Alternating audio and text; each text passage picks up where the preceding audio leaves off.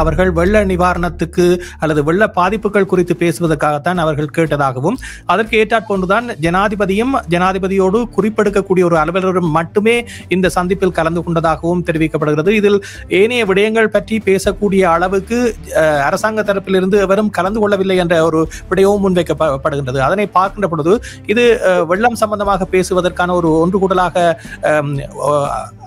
அமைக்கப்பட்ட இந்த சந்திப்பு பின்னர் தமிழரசு கட்சி சார்ந்தவர்களால் வேறு விடயங்களுக்கு அவர்கள் தங்களுடைய கோரிக்கைகளை முன்வைத்து அதனை திசை மாற்றி மக்களிடம் கருத்துக்களை கூறுவதில் உண்மைத்தன்மை இருக்குமா?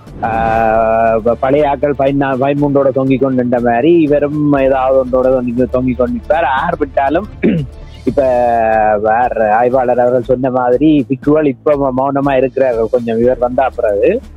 ஆனால் இப்படி தீர்வு அது இதென்று சொல்லி விரைக்கல கடைசி வரைக்கும் அவர்கள் இவ்வளவு அமைதி காக்க மாட்டார்கள் என்றது எல்லாருக்கும் தெரியும். நியாயமா எல்லாரையும் புலீஸ் பண்ணி தான் போய் கொண்டிருக்கிறார்.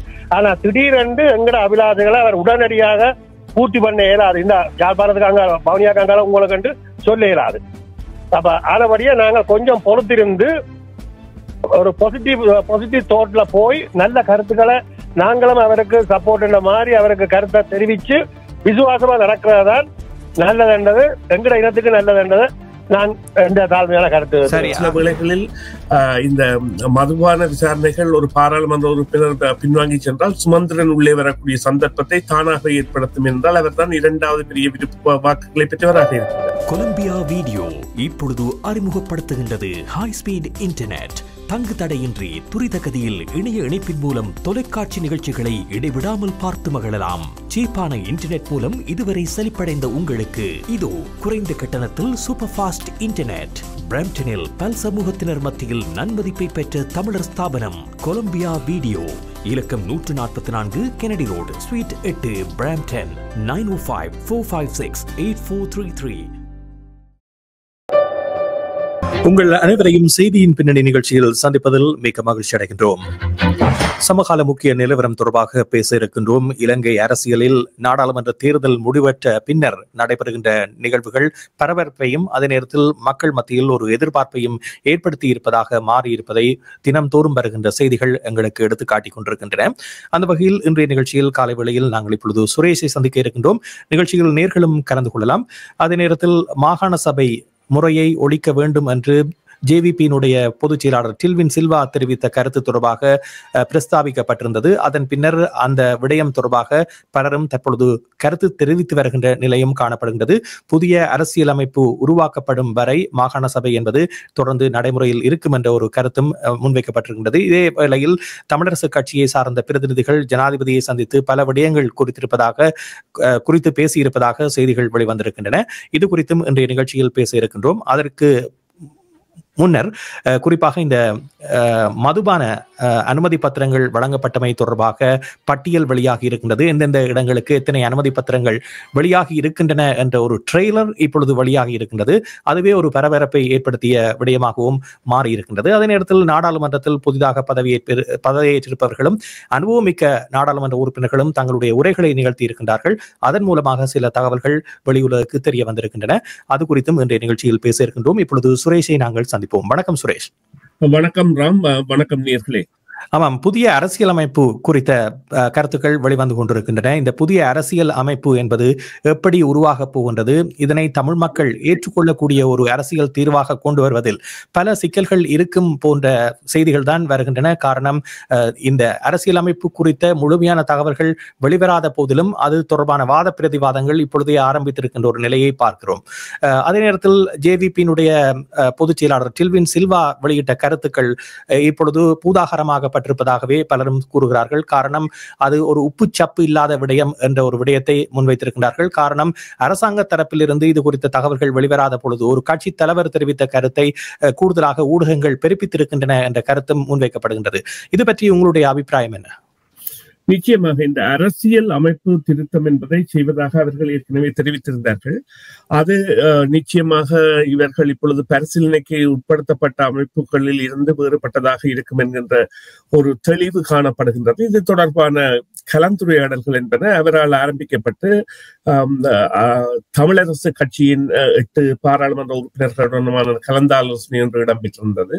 அதன் பின்னர் இன்று இடம்பெற்ற ஒரு விவகாரம், இந்த விவகாரத்தில் மேலும் ஒரு பலத்த எதிர்பார்ப்பை ஏற்படுத்துவதாக இடம்பெற்றிருக்கின்றது என்னவென்று சொன்னால், இந்த இலங்கை அரசியல் அமைப்பை மாற்றி அமைக்கின்ற செயற்பாடுகளுக்கான பாராளுமன்ற குழு, அதுக்காக தெரிவு செய்யப்பட்ட ஒரு பாராளுமன்ற குழுவில் அரசு சார்ந்த கட்சி இல்லாத ஏனைய கட்சிகள் சார்பாக ஸ்ரீதரன் தெரிவு செய்யப்பட்டிருக்கின்றார். எனவே இப்பொழுது இங்கு இடம்பெற்றிருக்கின்ற விடயம் என்பது சற்றே எதிர்பார்க்காத ஒன்றாகவும், அதே நேரம் இந்த அரசியலமைப்பு திருத்தத்திற்கு இவர்கள் கொண்டு வரப்போவதற்கு தமிழர்களுடைய பங்களிப்பு இருக்கக்கூடிய ஒன்றாகவும் இருக்கின்றது. சரி, இந்த நேரத்தில் நாடாளுமன்ற உறுப்பினர் சிவஞானம் ஸ்ரீதரன் அவர்கள் அண்மையில் நாடாளுமன்றத்தில் உரையாற்றிய போது ஒரு நாடு இரண்டு தேசம் என்ற ஒரு விடயத்தை அவர் தெரிவித்திருக்கின்றார்.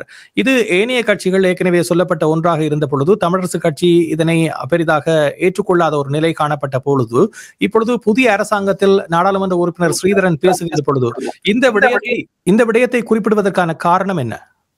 இல்லை, அவர் ஏதாவது இது குறித்த கலந்துரையாடல்களின் மூலம் தனது கருத்தாக பதிவு செய்திருக்கலாம். ஆனால் அது ஒரு ஆபத்தான பதிவாக மாறக்கூடிய சந்தர்ப்பத்தை சமகாலம் ஏற்படுத்தி இருக்கின்றது. காரணம் என்னவென்று சொன்னால், நடந்து முடிந்த பாராளுமன்ற தேர்தலுக்கு முன்னிய ஜனாதிபதி தேர்தலில் வடக்கு கிழக்கு மக்களின் அபிலாசைகளை கேட்பதற்காக என்று சங்கு சின்னத்தில் ஒரு வேட்பாளர் நிறுத்தப்பட்ட பொழுது அவரால் 12 வீத வாக்குகளை கூட வடக்கு கிழக்கில் எடுக்க முடியவில்லை. அதைவிட கடந்த தேர்தலில், பொது தேர்தலில் 49 வீதமான வாக்குகள் அந்த தேசிய கட்சிகளுக்கும், சுமார் ஏறக்குறைய 26 வீதமான வாக்குகள் தமிழ் கட்சிகளுக்கும், 10 வீதமான வாக்குகள் முஸ்லிம் கட்சிகளுக்கும் வீழ்ந்திருந்தன. எனவே இந்த நிலையில் அவர்கள் இதனையே கூறலாம், நீங்கள் இதனையே ஒரு சர்வஜன வாக்கெடுப்புக்கு ஒப்புடாக பாருங்கள், வடக்கு கிழக்கில் எவ்வாறு வாக்கு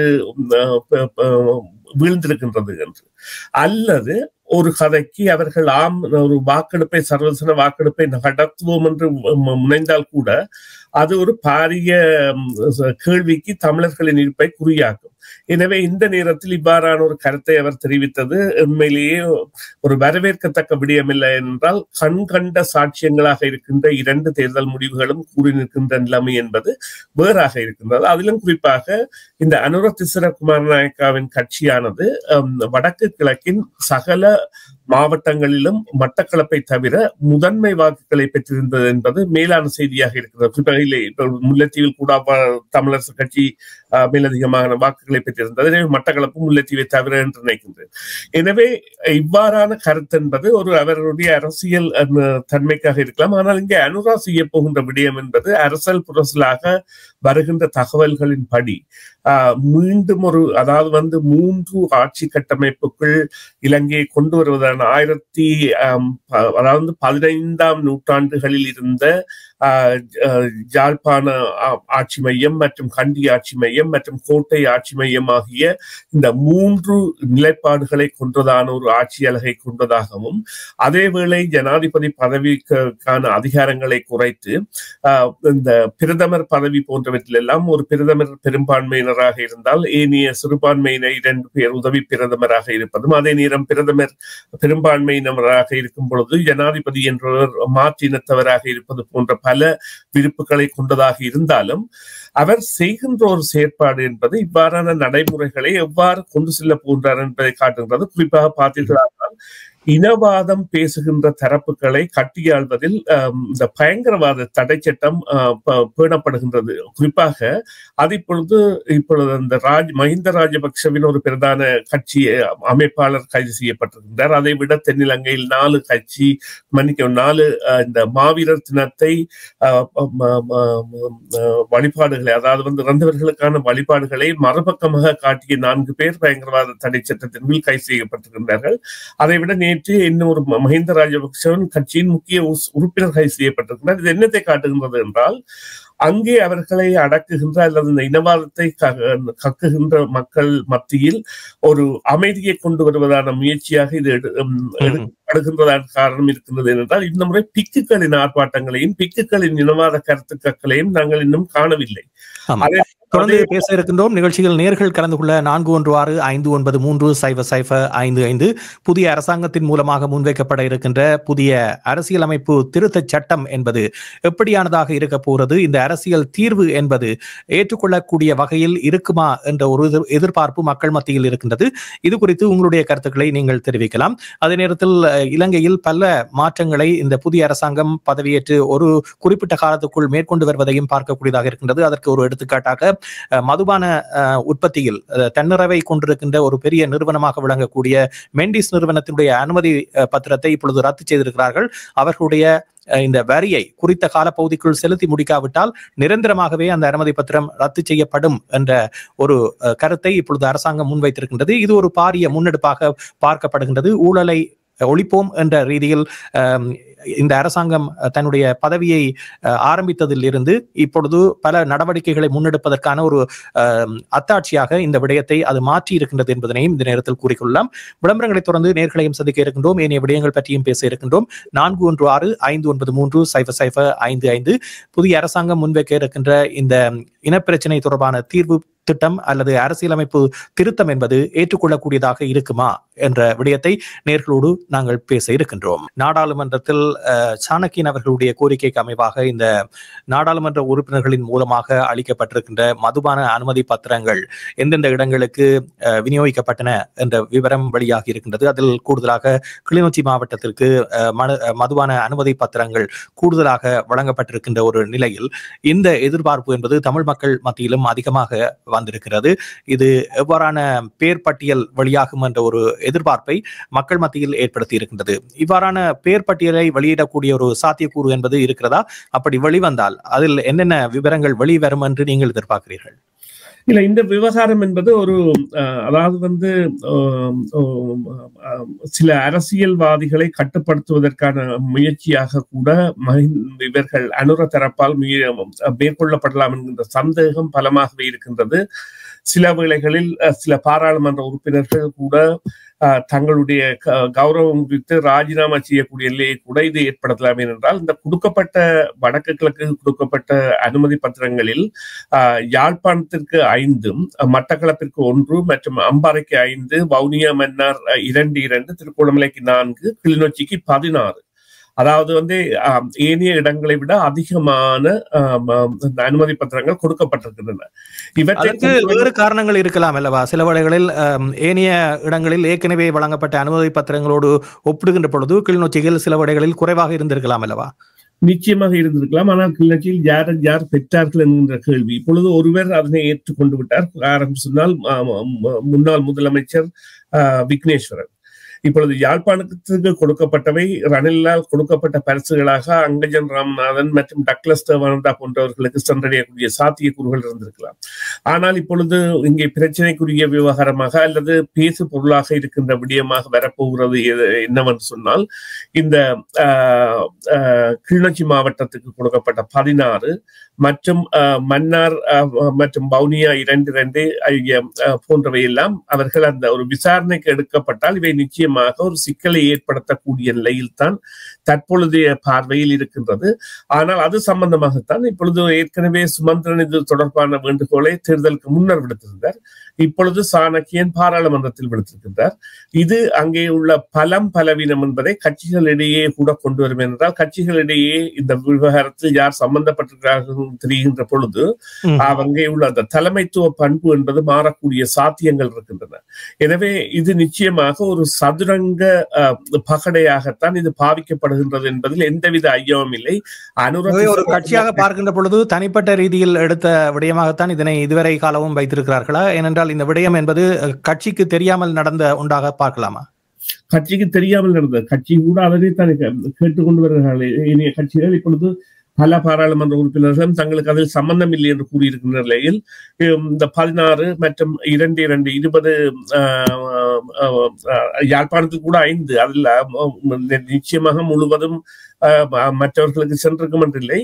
யார் மூலம் பரிந்துரை செய்யப்பட்டது அல்லது யார் மூலம் பெறப்பட்டது போன்ற கேள்விகளுக்கான பல மில்லியன் கேள்விகளும் அந்த ஒரு பகடைக்காயாக இவர்களை நகர்த்துவதற்கு பாவிக்கப்படுகின்றது. இது கூட அவர்கள் அந்த தாங்கள் செய்ய போன்ற அரசியல் அமைப்பின் பக்கம் மற்றவர்களை இழுப்பதற்கான ஒரு சக்தியாக கூட மாற்றம் பெறக்கூடிய சாத்தியக்கூறு இருக்கின்றது. இவர்கள் விரும்புகின்ற விடயம் என்பது நடக்குமா இல்லையா என்பது தெரியாத நிலையிலும் இங்கே நாங்கள் குறிப்பிடப்பட வேண்டிய விடயம் என்னவென்று சொன்னால், இவர்கள் தங்களுடைய இலக்கை நோக்கி பயணிக்கின்றார்கள். அதாவது இப்போ இந்த மீளிணக்கம், நல்லிணக்கம் அல்லது பொறுப்பு கூறல் போன்றவை எல்லாவற்றையும் கடந்து தேசிய ஒற்றுமைப்பாடு என்கின்ற ஒரு நிலைப்பாட்டை எடுக்கின்றார்கள். அப்பொழுது இந்த பாதிக்கப்பட்ட இனத்திற்கான பரிகாரம் என்ன என்ற கேள்விக்கான விடை என்பது இங்கே தொக்கு நிற்கின்றது. அது வெளிவரவில்லை. சர்வதேசம் அதனைத்தான் எதிர்பார்த்து கொண்டிருந்தது. ஐக்கிய நாடுகள் அவை மனித உரிமை அமைப்பு கூட அதனைத்தான் தற்பொழுதும் விவாதித்துக் கொண்டிருக்கிறது ஆண்டாண்டு காலமாக. எனவே பொறுப்பு கூறாத விடயங்களாகவும் மற்றும் காணாமலாக்கப்பட்ட விடயங்களாகவும் கனதியாக இருக்கின்ற பல விடயங்கள் என்பன எவ்வாறு கையாளப்பட போகின்றன என்பதற்கான ஒரு தெளிவான பார்வை என்பது இல்லாமல் இருக்கின்றது. குறிப்பாக இப்பொழுது தமிழரசு கட்சியை அனுர சந்தித்த போதும் அவர்களுடைய பேச்சுவார்த்தை, அவர் குறிப்பிட்ட விடயங்கள் என்பன எவ்வாறு முன்னோக்கி செல்வது, காணிகளை எவ்வாறு விடுவிப்பது, எவ்வாறு அரசியலமைப்பு திருத்தத்தை கொண்டு வருவது போன்றவையாக இருக்கின்றன. அதற்குரிய சந்திப்பு தொடர்பாகவே பல விமர்சனங்கள் முன்வைக்கப்படுகின்றன. இது இந்த சந்திப்புக்கான நேரம் ஒதுக்க கேட்ட பொழுது அவர்கள் வெள்ள நிவாரணத்துக்கு அல்லது வெள்ள பாதிப்புகள் குறித்து பேசுவதற்காகத்தான் அவர்கள் கேட்டதாகவும், அதற்கு ஏற்றாற்போன்றுதான் ஜனாதிபதியோடு குறிப்பெடுக்கக்கூடிய ஒரு அலுவலரும் மட்டுமே இந்த சந்திப்பில் கலந்து கொண்டதாகவும் தெரிவிக்கப்படுகிறது. இதில் ஏனைய விடயங்கள் பற்றி பேசக்கூடிய அளவுக்கு அரசாங்க தரப்பிலிருந்து எவரும் கலந்து கொள்ளவில்லை என்ற ஒரு விடயமும் முன்வைக்கப்படுகின்றது. அதனை பார்க்கின்ற பொழுது இது வெள்ளம் சம்பந்தமாக பேசுவதற்கான ஒரு ஒன்று கூடலாக அமைக்கப்பட்ட இந்த சந்திப்பு பின்னர் தமிழரசு கட்சி சார்ந்தவர்களால் வேறு விடயங்களுக்கு அவர்கள் தங்களுடைய கோரிக்கைகளை முன்வைத்து அதனை திசை மாற்றி மக்களிடம் கருத்துக்களை கூறுவதில் உண்மைத்தன்மை இருக்குமா? இருக்கலாம், அவ்வாறு இருக்கலாம். அதற்கான காரணம் என்னவென்றால் ஒதுக்கப்பட்ட நேரம் ஒரு மணித்தியாலமாகவும் நேரடியாக அவரை சந்தித்ததாகவும் இருந்த காரணம். இப்பொழுது அதாவது தனி அதிகாரம் உள்ள ஒரு ஜனாதிபதி என்ற ரீதியில் தனி ஒரு மனிதனாக அவர் கலந்து கொள்வதில் எந்தவித ஐயமும் இல்லை. ஆனால் அந்த ஒரு குழு சார்ந்து சந்திக்க வேண்டுமாக இருந்தால் அது நிச்சயமாக வேறு மாதிரி தான் இருக்க வேண்டும்.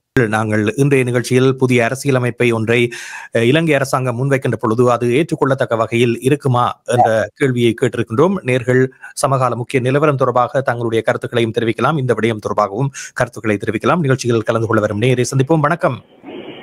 வணக்கம். யார் பேசுகின்றீர்கள்? இது சோதி. சொல்லுங்கள் சோதி, நீங்கள் என்ன நினைக்கின்றீர்கள்?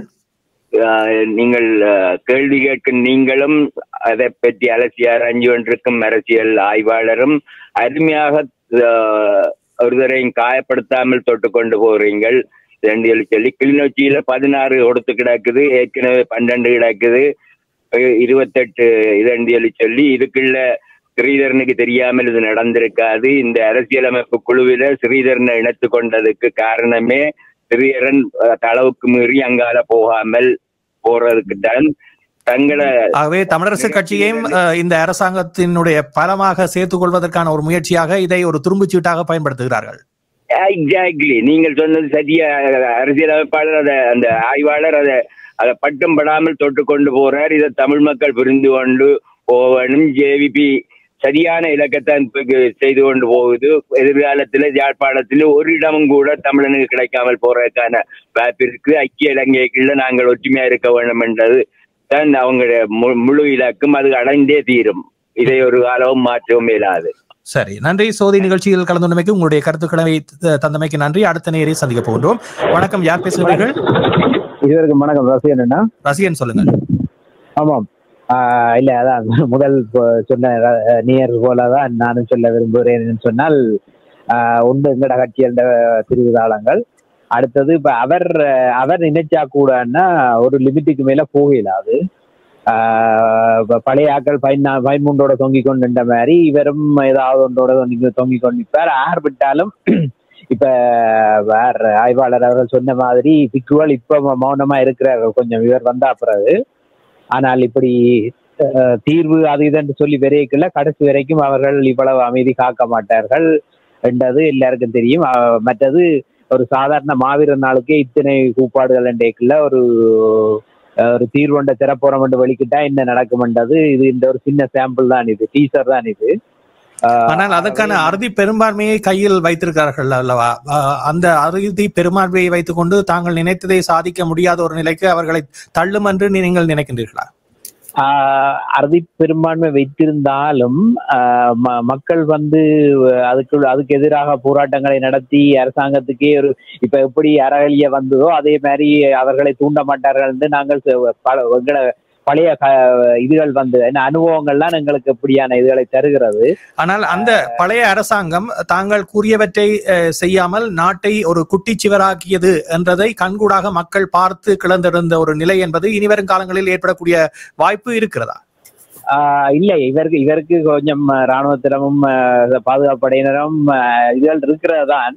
இருந்தாலும் இவருடைய இதை நாங்க முழுமையாக இப்பொழுது உடனே சொல்ல முடியாது. மற்றது அவருடைய போக்கும் எங்களுக்கு எல்லாத்தையுமே தூக்கி தருவணும் என்ற போக்கில இல்லையென்றதான் எங்களுடைய கருத்தும் கணிப்பும். ஆனால் அவர்களுடைய வாக்குறுதியிலும் எல்லாவற்றையும் தருவதாக கூறவில்லை தானே? அதான் அவரும் சொல்லவில்லை. ஆனா அதைதான் நாங்களும் சொல்றோம். அவரும் சொல்லவில்லை. இருந்தாலும் அவர் கொடுக்க நினைத்தாலும் என்ன தெய்வம் விட்டாலும் பூசாரி விடாத இந்த மாதிரி பூசாரிகள் தான் நின்று மறுத்து கொண்டு நிற்பார்கள். அப்ப அதுதான் பிரச்சனை. நன்றி. நிகழ்ச்சியில் கலந்துள்ளமைக்கு அடுத்த நேரை சந்தித்துக் கொண்டு மேலும் பேசுவோம். நன்றி. வணக்கம். யார் பேசுகின்றீர்கள்? வணக்கம் திரு ராமபிரசாத் அண்ட் அரசியல் ஆய்வாளர் சுரேஷ் சர்மாக்கும் வணக்கம். யார் பேசுகிறீர்கள்? நான் ராஜன் காய்க்கிறேன். சொல்லுங்கள் ராஜன். முதலாவது ஒரு பெரிய வெட்டுக்கேடான அலுவல் எங்கட ஒற்றுமையே ஒரு கணவன் மனைவியே ஒரு கணவனுக்கும் மனைவிக்கும் ஒற்றுமை ஆக்குறதுக்கு 3ஆம் ஆள் தேவையா? அப்ப ஏன் நாங்கள் எங்க ஒற்றுமையை பற்றி கேவலங்கிட்ட கதையை பற்றியே நாங்கள் காய்ச்சி கொண்டிருக்கிறோம் இன்னும் விளங்கையில உண்டு. 2வது, ஜனாதிபதி அவர்கள் எனக்கு தெரிஞ்ச அளவுல நான் ஊகிச்சு கொண்டே இருக்கிறேன், ஒரு அளவுக்கு நியாயமா எல்லாரையும் ப்ளீஸ் பண்ணி தான் போய் கொண்டிருக்கிறார். ஆனா திடீரென்று எங்கட அபிலாஷைகளை அவர் உடனடியாக பூர்த்தி பண்ண இயலாது. இந்த யாழ்ப்பாணத்துக்கு அங்க பவனியாக்கு அங்கால உங்களை கண்டு சொல்ல இயலாது. அப்ப ஆனபடியே நாங்கள் கொஞ்சம் பொறுத்திருந்து ஒரு பாசிட்டிவ் தோட்ல போய் நல்ல கருத்துக்களை நாங்களும் அவருக்கு சப்போர்ட் என்ற மாதிரி அவருக்கு கருத்தை தெரிவிச்சு விசுவாசமா நடக்கிறதான் நல்லதுன்றது, எங்கட இனத்துக்கு நல்லதுன்றது நான் எந்த தாழ்மையான கருத்து. சரி. ஆகவே இப்பொழுது தமிழரசு கட்சி அந்த இலக்கு நோக்கி பயணிக்க தயாராக இருக்கும் என்று நீங்கள் நினைக்கின்றீர்களா? அதுதான் அவர்களுடைய அணுகுமுறையாக நிச்சயமா இருக்கும். எங்களுக்கு பொறுமை வேண்டும். எங்களுக்கு இப்ப 45 வருஷம் 75 வருஷமா எங்களுக்கு கிடைக்காத ஒன்றை நாங்கள் உடனடியாக 2 மாதத்துக்குள்ள இந்த பிரசிடென்ட் செய்யல என்று சொல்லி தேவையில்லாத ஒரு நெகட்டிவ் தோட்ல நாங்க கதைச்சு ஆக்களுக்கு எங்களை மக்களுக்கு இன்னும் இந்த பாட்டுகள் பாடி உருவத்தினருக்கு அவரை பற்றி ஒரு பேட் இம்ப்ரெஷனை நாங்க கொடுத்து கொண்டே இருக்கிறோம் எங்களை மக்களுக்கு. இதால எங்களுக்கு விமோசனம் கடைசி வரைக்கும் கிடைக்க போறேன். நீங்கள் எப்படி அதபடியா நாங்கள் அடிபட்டு பார்த்தோம், சமாதானம் கழிச்சு பார்த்தோம், உண்ணாவிரதம் இருந்து பார்த்தோம், எல்லாம் செய்து பார்த்தோம். இனி ஒரு அளவுக்கு நாங்கள் ப்ளீஸ் பண்ணி தர்றதை ஈக்குவலைஸ் பண்ணி ஒரு கொஞ்ச நாள் இருந்துட்டு எங்களுக்கு பலம் பெறும் வரைக்கும் எங்க இனத்துக்கு பலம் பெறும் வரைக்கும் இருந்துட்டு எங்களுக்கு பலம் வந்தோட நாங்கள் அதை காட்டுறது நல்லது. சரி. நன்றி ராஜன். நிகழ்ச்சியில் கலந்து கொண்டமைக்கு. இந்த நேரத்தில் சுரேஷ், பல நேர்களுடைய கருத்துக்களை நீங்கள் கேட்டிருப்பீர்கள். இப்பொழுது இதை ஒரு துரும்புச்சீட்டாக பயன்படுத்த அரசாங்கம் நினைத்தால் அது சாத்தியமாக கூடிய ஒன்றாக இருக்கின்றதா? ஏனென்றால் அண்மையில் ஜேவிபியினுடைய பொதுச் செயலாளர் டில்வின் சில்வா தன்னுடைய மனதில் இருந்து வெளியிட்ட ஒரு கருத்தானது இந்த மாகாண சபை முறைமையை ஒழிக்கப் போவதாக தெரிவித்திருந்த கருத்து என்பது கூடுதலாக பேசப்பட்ட ஒன்றாக இருந்தது. பின்னர் அவர் அது தற்போதைய புதிய அரசியலமைப்பு உருவாகும் வரையிலான ஒரு விடயம் என்று அந்த கருத்தை கூறினாலும் கூட அதில் உள்ளார்ந்த தன்மைகள் இருப்பதாக பார்க்கப்படுகிறது. இவ்வாறான மாகாண சபை அல்லது 13வது திருத்த சட்டம் போன்றவை எல்லாம் நீக்கப்பட்டால் அதனால் பாதிக்கக்கூடியவர்களாக தமிழ் மக்கள் இருப்பார்களா, அல்லது அதனை நிவர்த்தி செய்யக்கூடிய ஒரு புதிய அரசியலமைப்பு என்பது அரசாங்கத்தினால் வழங்கப்படும் என்று நம்பலாமா?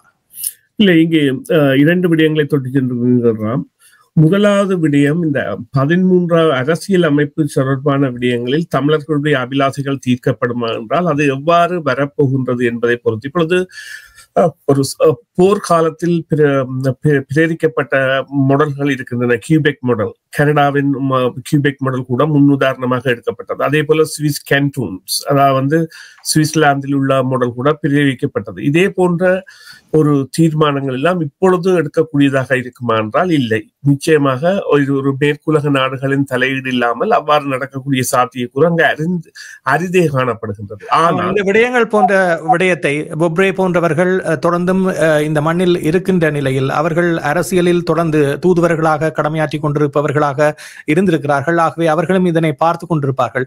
ஏன் இது சாத்தியப்படாத ஒன்று என்று நீங்கள் நினைக்கின்றீர்கள்? இல்லை, அதற்குரிய சாத்திய கூட்டை கொள்வதற்கு அரசியலமைப்பு மாற்றப்பட வேண்டும். அரசியலமைப்பு மாற்றப்படும் வரை இந்த மாகாண சபை என்பது இருக்கும் என்பது அவர்களுடைய கருத்தில் எந்தவித மாற்றமும் இருக்காது என்று சொன்னால், மாகாண சபை என்பது அந்தந்த மாகாணங்களை பிரதிநிதித்துவப்படுத்துகின்றது.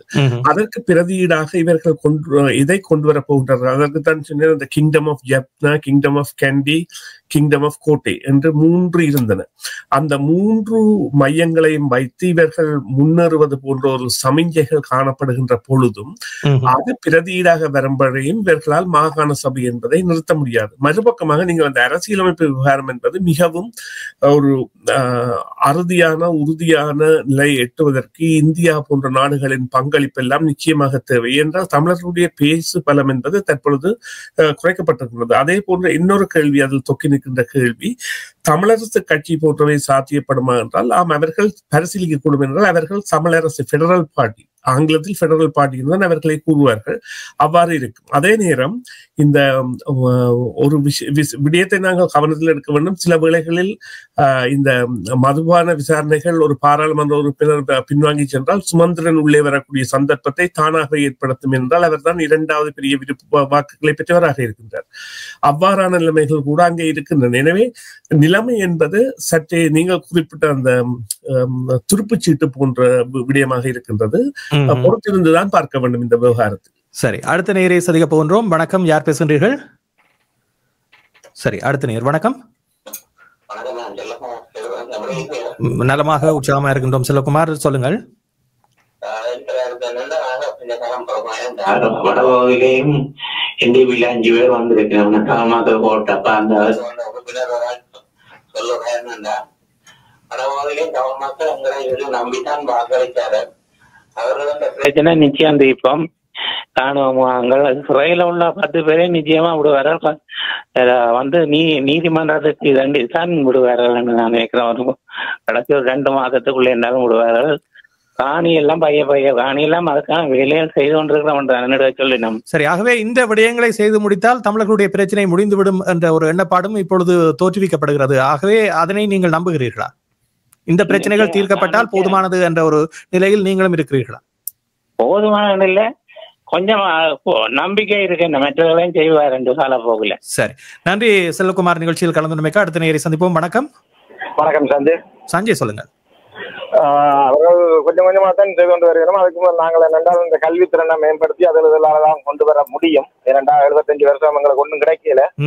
ஆனா இப்ப இருக்கும் அங்க சிறார்கள் வந்து மனதளவிலையும் உளவியலையும் பாதிக்கப்பட்டுகின்றத எல்லாருக்கும் தெரியும். அங்க போயிட்டு வந்தாங்களும் தெரியும். அப்ப இன்னொரு 15 வருஷம் கழிஞ்சு போய் பார்த்தால் அவர்கள் வந்து 25-35 வயதுல வந்து நிற்கிறோம். அவைகளை வச்சு கேட்டால் அங்க ஒன்றும் அதை பற்றி எந்த விதமான கருத்தும் தெரிவிக்க மாட்டோம். ஆமாம், அதாவது வாக்களிப்பு வீதம் குறையும். அதே நேரத்தில் தமிழர்களுக்கான வாக்கு என்று கேட்கக்கூடியவர்கள் அங்கு இருப்பார்களோ என்ற ஒரு சந்தேகமும் இருக்கிறது. நிச்சயம். இப்ப நாங்க முக்கியமா செய்ய வேண்டிய அவர்களுக்கு படிப்பு கல்வித்திறனை மேம்படுத்தி அவர்களுக்கு இதனை கொண்டு வந்தால்தான் அவர்கள் படிப்பு சம்பந்தப்பட்ட இதுல வந்தால்தான் நாளைக்கு பிற்காலத்துல இன்னொரு ஜெனரேஷன் எடுத்துக்கொண்டு 45 வருஷத்துக்கு கொண்டு போறதுக்கு முடியும். இப்ப இருந்து இங்கே இருந்து கதைக்கிறத எல்லாரும் வந்து இனிமேல் அங்க போய் ஒன்றும் செயற்படுற ஆக்கள் இல்லை.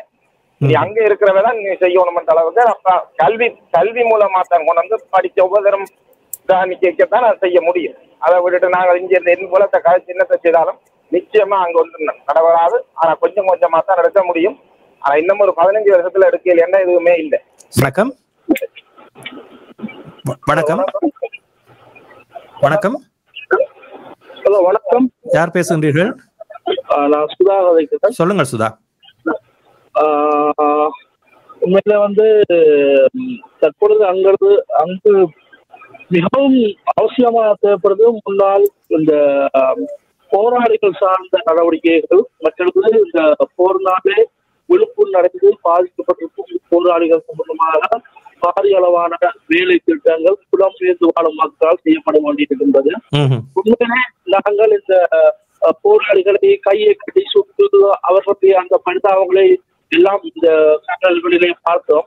அதே நிலையிலேதான் இந்த போராளி இன்று அங்குள்ள அரசு அதிகாரிகளாலும் அங்குள்ள சில மக்களாலும் என்று சொல்லலாம் அதே மாதிரி சித்திரவதைப்படுத்தப்பட்டிருக்கிறார். அவர்களுக்கான எந்த ஒரு அங்கீகாரத்தையும் அங்கே வழங்காமல் அவர்களை ஒரு முன்னாள் போராளிகள் என்று ஒரு ஒரு வரிய அவ்வளவு மிகவும் உயர்ந்த மரியாதைக்குரியவர். அவ்வளவு மாணவியர்களை மதிக்கின்றோமோ அவ்வளவுக்கு தாங்களும் மரணிக்கிறதுக்கு எதிராக போராளிகள் சார்ந்த மிக பாரிய ஒரு அபிவிருத்தி செய்ய வேண்டிய தேவை அங்கே இருக்கிறது.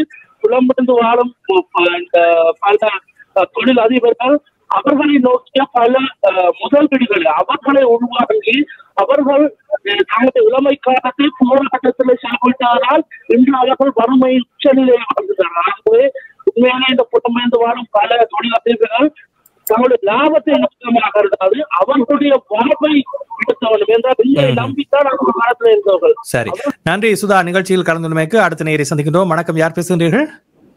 வணக்கம், நான் விஜி பேசுறேன். சொல்லுங்கள் விஜி.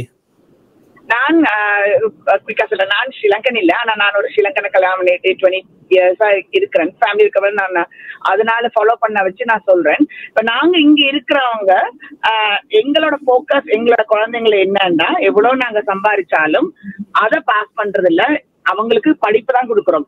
அதே மாதிரி நாங்க இங்க இருக்க எங்க குடும்பத்துல இருக்கிறவங்க சொந்தக்காரங்க ஊர்ல காசு அனுப்புறது அந்த பிள்ளைங்களோட படிப்புக்கு சம்பந்தப்பட்ட விஷயம். அப்ப நாங்க நிறைய விஷயங்கள் ட்ரை பண்ணி பார்த்தாச்சு. லாஸ்ட் நீங்க சொன்ன 25 years நிறைய ட்ரை பண்ணி பார்த்தாச்சு, நிறைய விஷயம் கிடைக்கல. அப்ப இப்ப ட்ரை பண்ண வேண்டியது படிப்பால இந்த ஜெனரேஷனை வச்சு, இந்த குட்டி நாங்க எல்லாரும் ஓல்டர் ஆயிட்டோம். என் ஹஸ்பண்ட்ல இருந்து என் மாமனா எல்லாரும் ஓல்டர் ஆயாச்சு. இனி நாங்க ஒண்ணும் செய்ய முடியாது. உடல் அளவிலையும் மன நிலையிலும் போயாச்சு. இனிமேல் நம்ம சில்ட்ரன்ஸ் இருக்கிறாங்க, அவங்கள படிப்பை வச்சுதான் இத மேல கொண்டு வரணும். கொஞ்சம் பொறுமை வேணும். சரி, நன்றி விஜய். நிகழ்ச்சியில் கலந்துரைமைக்கு அடுத்த நேரை சந்தித்துக் கொண்டு நாங்கள் இன்றைய நிகழ்ச்சியை நிறைவுக்கு கொண்டு வர இருக்கின்றோம். வணக்கம், யார் பேசுகின்றீர்கள்? வணக்கம் திரு ராம். வணக்கம். நன்றி. என்னென்னால் அந்த எங்களுடைய ஜனாதிபதி தனிய அவருடைய ஆலோசகரோட மட்டும் எங்களோட கூட்டணியை சந்திச்சதை நான் மிகவும் பெருமையாக நினைக்கின்றேன். அவர் தன்னுடைய ஆட்கள் முழு பேரையும் இக்னோர் பண்ணி no matter what I will do myself என்ற ஒரு ஸ்டபர்ன்ல இருக்கிறத நான் பெரிதும் பாராட்டுகிறேன். நான் கடவுளை வேண்டுறேன் இன்னும் ஒரு பண்டாரநாயக்காக இருக்கப்படாது. நன்றி. நன்றி. நன்றி. நிகழ்ச்சியில் கலந்துரைமைக்கு இன்னும் ஒரே ஒரு நேரம் நீண்ட நேரமாக காத்திருக்கின்றார். விரைவாக சந்திக்கின்றோம். வணக்கம். வணக்கம் தான் பிரசாந்த். நான் செல்வநாதன் கேட்கிறேன். சொல்லுங்கள் செல்வநாதன். நாங்கள் இருந்த ஐக்கிய தேசிய கட்சி ஸ்ரீலங்கா சுதந்திர கட்சியை விட இவியல் எங்களை மாதிரி இவியலுக்கும் வழி தெரியும். எங்கண்ட வழி அவருக்கும் தெரியும். ஏனென்றா அவர் சொந்த அண்ணனையே அவர் பழி கொடுத்த காணாமலாக்கப்பட்டது. அதால உங்களுக்கு தெரியும், கதிராமத்தில் ஒரு அழகிய ஸ்ரீலங்காலே அழகிய கட்டி போட்டு அவங்க ரோட்டால எழுத்தா சுட்டு கொண்டது ஜேவிபி அவ ஜேவிபி. இந்த அந்த வழிகள் எல்லாம் அவங்களுக்கு தெரியும். ஆனா அவங்க ஓரளவுல செய்வாங்க. ஏன்னா அதே கட்டத்துல அந்த பிக்குவையை சமாளித்து கொண்டுதான் நடத்தலாம் முடியும். மற்றபடி அவங்க ஆகையும் மேல போனா எங்களுக்கு என்ன செய்ய போனா அது விட மாட்டாங்க. ஸ்ரீலங்கா நிச்சயம் விட மாட்டாங்க. ஸ்ரீலங்கா பிக்குமார் தூண்டி விடுவாங்க ஸ்டூடெண்ட்ஸையும். சேர்ந்தா ஒன்றுமே நடத்த முடியாதாங்க. நன்றி. நன்றி. நிகழ்ச்சியில் கலந்துரைமைக்கு பல விடயங்கள் இன்றைய நிகழ்ச்சியில் பேசியிருக்கின்றோம். சுரேஷ், விரைவாக உங்களுடைய நிறைவு கருத்தை கூறிக்கொள்ளுங்கள். இன்றைய நிகழ்ச்சியை நிறைவு செய்யும் நேரம் நெருங்கி இருக்கிறது.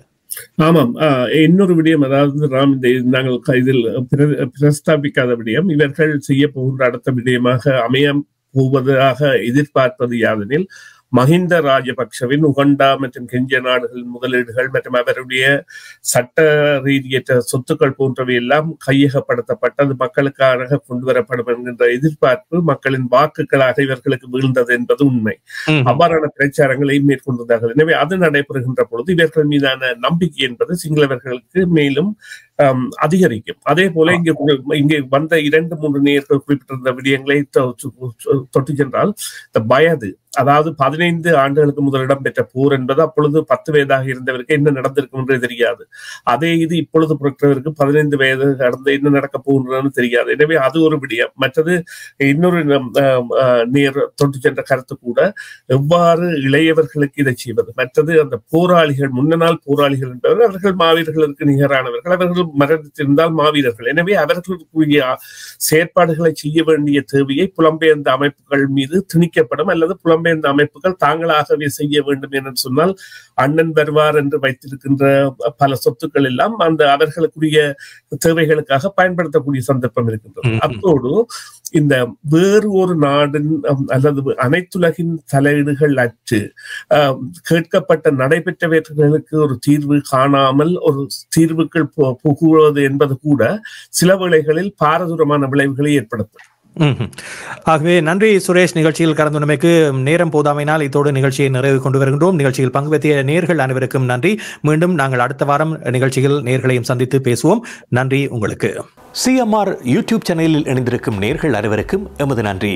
காமெண்ட்ஸ் பகுதியில் உங்கள் கருத்துக்களை தெரிவிக்க தவறாதீர்கள். முக்கிய செய்திகள், காணொளி தொகுப்புகள், நேர்காணல் என பலதரப்பட்ட அம்சங்களையும் உங்களுக்காக தருகின்றது சிஎம்ஆர் யூடியூப் சேனல். சிஎம்ஆர் என்று சர்ச் செய்து எமது யூடியூப் சேனலை சப்ஸ்கிரைப் பண்ணுங்கள். உங்கள் உற்றார் உறவினர் நண்பர்களோடும் இந்த காணொளி தொகுப்புகளை பகிர்ந்து கொள்ளுங்கள். அருகில் இருக்கின்ற முக்கிய காணொளி தொகுப்புகளையும் தவறவிடாமல் பாருங்கள்.